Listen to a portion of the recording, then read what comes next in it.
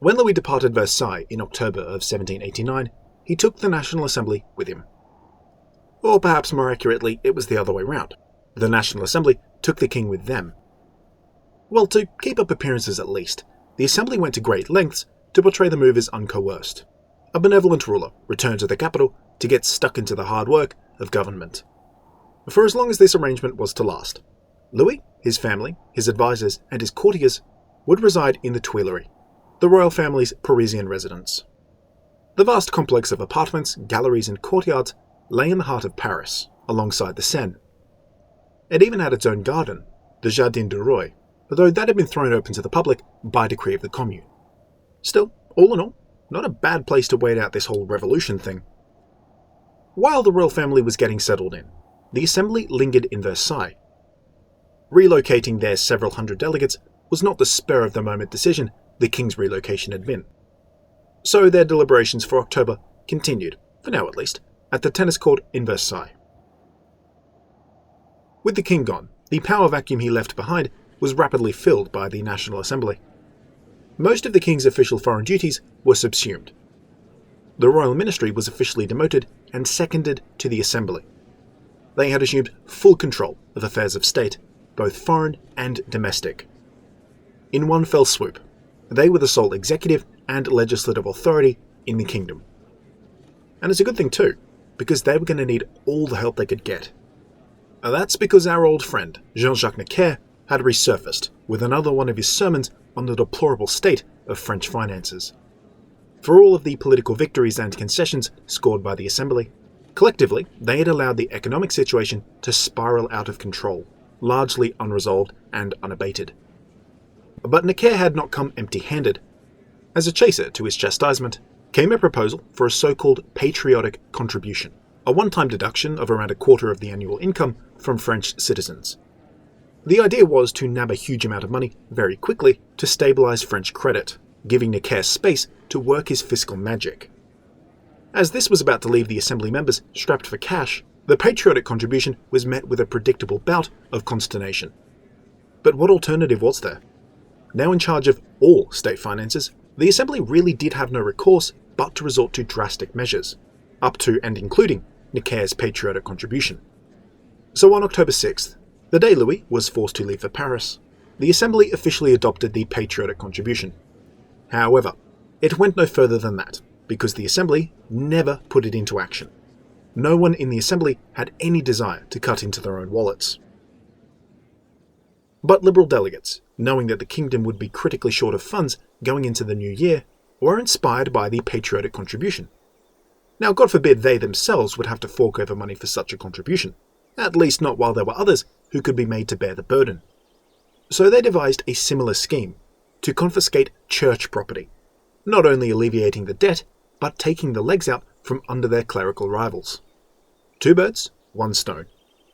The turnaround from idea to proposal was quick. Architected by Charles Maurice de Talleyrand, a full proposal was ready for consideration by the 10th. The plan called for the nationalisation of around a third of the church's lands. Naturally, even such a moderate proposal as this triggered immediate backlash from the Conservatives. Monarchines were quick to point out that numbered among the church's properties were many schools, hospitals, and colleges, and that by nationalising them, the state would be burdened with their upkeep. And besides which, tithes had been abolished back in August, leaving the church with only a trickle of their former income. So what funds could the state hope to extract? Countering, Talleyrand and the Liberals argued that once in the hands of the state, nationalised lands could be sold off, or instead used to bolster French credit. It's quite ironic really, because until fairly recently, Talleyrand had been a fervent advocate of clerical privilege as Agent General. But the shift away from the defence of the Church's traditional privileges to the elimination of those privileges was not a new one, either for Talleyrand or the Liberals. Under the Ancien regime, the Church was effectively autonomous, that autonomy undergirded by both financial independence, an in-house legal system, and special privileges. Secularization was the best bet for the Liberals to break their power, thereby not only ushering in a new era of enlightened, rational governance, but also curbing a potent political rival. Even as debates over nationalisation raged, attentions were turned to another equally as inflammatory a flashpoint: the oh-so-contentious issue of citizenship. Now, bear in mind that there was no blueprint for what citizenship looked like in the 18th century, so hashing out the legal and civic details of citizenship was not the cut-and-dry argument it is today. Precisely because they were creating something from scratch, there was precious little consensus. What the Assembly did agree on, however, was the necessity of citizenship, and it had to be guaranteed by the Constitution. Where Liberals, Monarchines and all the rest diverged was on the exact extent of citizenship, who it applied to, and did it apply equally. When the Liberals framed the Rights of Man back in August, they'd already determined that citizenship ought to be a binary players and spectators type thing. But they hadn't gone ahead and codified this distinction within the Rights of Man. Now the time had come to make things official. Active citizens were permitted to participate in politics owing to their contributions to the state. Passive citizens were excluded. Now this quite deliberately set up a closed democracy, in which only the well-to-do, affluent middle and upper classes had a say in politics. Nonetheless, citizenship still carried with it the full protections of law for both passive and active citizens. But as we have already seen, though the Rights of Man laid out the framework, the wording was deliberately vague, leaving room for interpretation. Well now, in October, it came time to interpret the interpretations. Radicals pushed back against the whole active-passive distinction entirely. They advocated universal male suffrage, particularly suffrage in urban centres where their voter bases were located. In principle, the Liberals did agree that suffrage ought to be extended. Not to all men, mind, but nonetheless the barriers to entry ought to be lowered to expand the franchise somewhat. Monarchines wanted the exact opposite, keep the distinctions intact, and raise the minimum requirements. A smaller, more exclusive, more minoritarian voting bloc, confined to the upper echelons of French society, were political allies. Anybody lower down the ladder was unreliable at best, and bore the odious aroma of reform at worst. Debates raged for weeks, but gradually, many liberals, in order to preserve the active-passive distinction, began to side with the Monarchines. In the end, the minimum requirements were elevated, made unachievable to most, yielding a voting public consisting entirely of a few 100,000 French landowning males. The resounding success of the Monarchines over the matter of citizenship tore open the fault lines between the Liberals and their radical allies. It was now abundantly clear where the Liberals drew the line, a line that the Radicals wanted desperately to race right past. Those who aligned with the Liberals in principle, but identified with the radical agenda, began to abandon ship and join radical clubs, delegations and groups. And submerged in the hypercharged political atmosphere of the urban salon and intellectual scene, these delegates radicalized quickly. In a sense, it's here that the revolution really begins, with the rise of our first crop of honest-to-God revolutionaries, seeking reform, redress, and sweeping change, political and social. Inherently liberal, they drape themselves in the rhetoric of liberty and appeal to the masses with targeted speeches and pamphlets. And as the radicals emerged as a political force not only in the streets of Versailles and Paris, but also within the National Assembly, three of their most important figures were thrust centre stage: Jean-Paul Marat, Camille Desmoulins, and Georges Danton. You may recall an episode that occurred 2 days prior to the storming of the Bastille, in which a young radical, after a triumphant patriotic call to arms, drew 2 pistols and vowed never to be taken alive. Well, that young radical was none other than Camille Desmoulins. He was really just another poor commoner, like the rest of those peasants who stormed the Bastille. Living on scraps as a legal copyist after a perfunctory career as a lawyer, Desmoulins had made the transition into politics through exposure to that burgeoning radical liberalism amongst the lower orders of Paris. Prior to ascension into the delegation for the Third Estate and then into the National Assembly, Desmoulins was a polemic journalist, penning dozens of influential pamphlets. 2 were particularly inflammatory. La France Libre was a summary of grievances and evils committed under the Ancien Regime and became a rallying point for liberals when it debuted. The second was written in the aftermath of the fall of the Bastille and encouraged belief in the National Assembly right when it was in desperate need of an injection of legitimacy.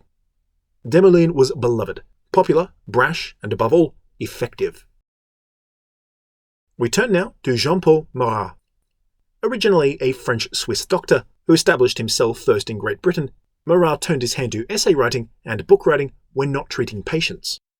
In addition to writing, he spent a good deal of his time on scientific experiments, chiefly on studying electricity, which had only been recently scientifically described by his good friend Ben Franklin a few years earlier.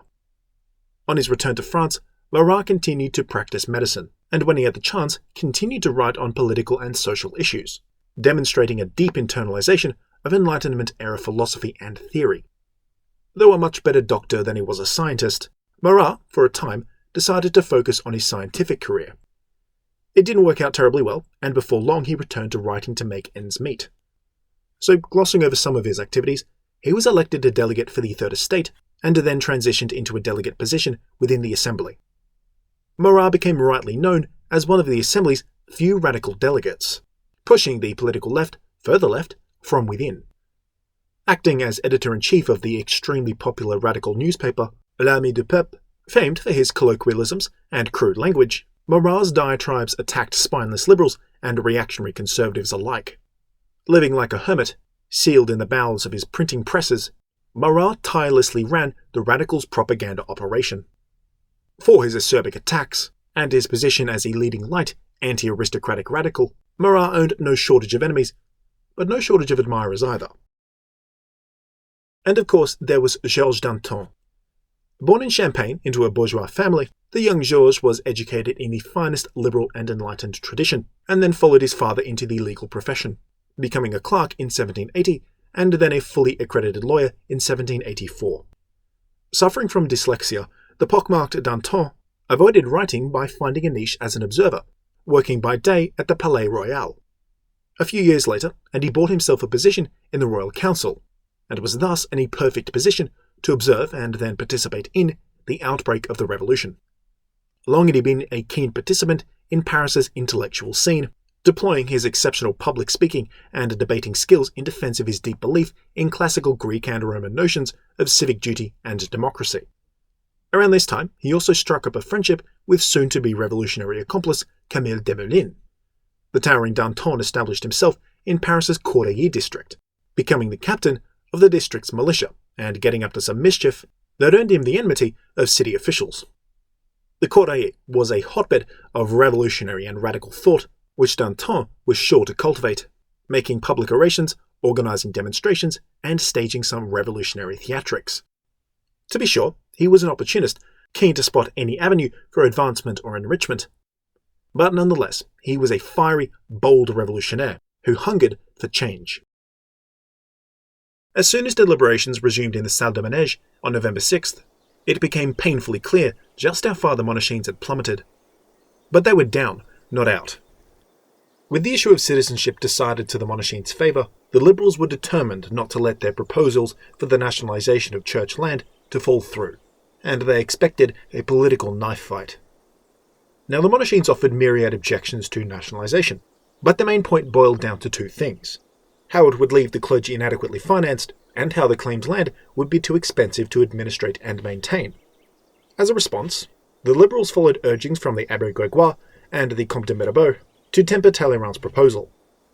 To begin with, full-blown nationalisation was scrapped in favour of Mirabeau's contribution, a kind of land-lease arrangement. Holdings would remain in the possession of the church, administered and maintained by the clergymen who lived there, but officially on behalf of the state. So a decent percentage of church land revenues would go to the state, but the burden of upkeep would largely remain with the landed clergy.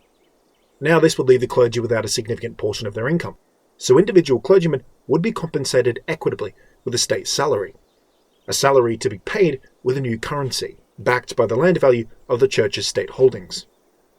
With these properties incorporated by the government, they could then, as needed, be sold to private citizens or to French creditors for an influx of cash, and in turn the burden of upkeep would fall to the new owner. In all, these proposals won over some moderates, but the Monarchines retorted that France was already full of unoccupied, unmaintained private property, left behind by émigré nobles, and that these undervalued properties were not being sold, so why would prospective buyers just spring up out of nowhere, especially considering France's potential bankruptcy was still looming? Sound arguments aside, the Monarchines failed to present a strong case. To fight a war of resistance to even Mirabeau's partial nationalisation was beyond a faction rendered leaderless and rudderless by desertion and defection. None of their counter-arguments had enough weight to push back effectively against the proposal. Now that's not to say that the Liberals had it easy. Far from it. Unlike with previous votes, the Assembly was incredibly mixed in its response to the proposal. A given Monarchine might have found themselves loving it. A Liberal might themselves be in stark opposition to their own faction's proposal. Hell, one of the Assembly's most overtly radical voices, that of the Abbé Sieyès, decried the proposal, adding his significant influence to the chorus of voices raised in protest. In the end, what turned the Assembly in favour of the proposal was the enlistment of several enlightened clergymen who transferred their loyalties and their votes to the Liberals. Many of these enlistees were low-ranking clergymen who had long decried the venal and capricious excesses of their superiors. What better way to cut them down to size and remind them of their duty than to deprive bishops and deacons of the coin they just pissed away on cheap wine anyway? So it was then that the proposals were ratified, squeaking through with a slight majority, a closer call than was expected. On the 19th of December, the first underutilised plots of church land were sold to foreign creditors for a landmark sum, 400 million francs. The passing of the Nationalisation Bill was essentially the death knell for the Monarchines. But none of it was taken lying down by the Church. Those lay clergy out in the provinces dusted off their Bibles and spread word of the heinous disregard for the sanctity of the Church by the godless heathens in the Assembly. Discord and disquiet settled across France as people began to doubt the Assembly's intentions. After all, a good Frenchman was also a good Catholic, so why would the state seek to restrain the Church? At the drop of a hat, agitators sprung to the fore out in the provinces and whipped the pious French peasantry into a religious fervour. Rioting and pillaging resumed. If it was going to be a choice between the revolution and God, well, that was an easy choice for most to make. The big cities were largely spared, as they had the best garrisons, and were also firmly controlled by liberal elements. But the more rural you got, the worse it got. This was more than mere opportunistic looting and lawlessness. This was the Great Fear all over again. Full-blown peasant upheaval and cataclysmic religious fury coupled to produce revolt on an incredible scale. By Christmas, things had grown so bad that regular army units had to be redirected from the borders to violently suppress the revolts. I think this is a good time to do a bit of a recap. We're about 6 months removed from the start of the revolution, and while it's fair to say that a whole lot has changed, a whole lot more hasn't. A new year dawned, but a new France did not come with it. Well, actually, that might depend on who you ask. A Monarchine might say that this whole revolution thing had been a lot of fun, but it was over now. The kingdom was getting a constitution, and that's what this whole thing had been about, right? Political enfranchisement. We certainly can't risk surging on and upsetting this new order. Ask a liberal, and they would say that the revolution is not yet over. But going too far, too fast, risks triggering a dreaded social revolution. They liked where they were. They were in a unique position to install the enlightened, liberal order they had long envisioned.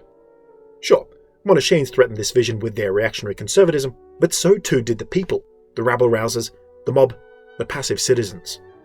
But ask a radical, ask a Parisian, ask any number of the out-of-work, hungry, poor, dejected masses, and they tell you that this revolution is not over. They tell you it had scarcely begun. The March of the Market Women was a taste of bottom-up popular revolution, a hint of the social revolution that was brewing. Materially, little had improved for the peasants and the lower rungs of the middle class. Talk of liberty, promises of cheap bread and stable wages, were hopes that were consistently quashed. The gap between expectation and reality is not a gap, but rather a gaping, abyssal maw.